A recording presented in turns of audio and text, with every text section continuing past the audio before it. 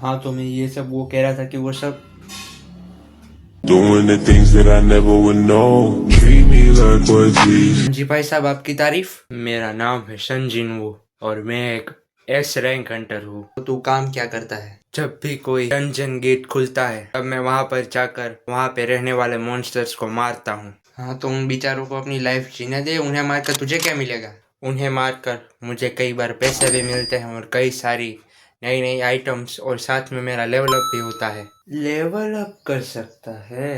तो बता तेरी पावर्स कौन कौन सी है। मैं परछाइयों की मदद से अपनी खुद की एक आर्मी बना सकता हूँ।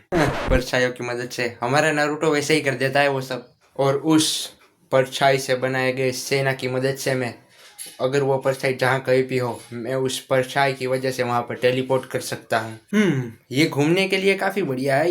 ये पावर मुझे अच्छी लगी। और कुछ है तुम्हारे पास जो काफी अच्छा हो? मेरे अंदर एक और खास एबिलिटी है कि मैं ओरा फार्मिंग। अबे ओरा फार्मिंग?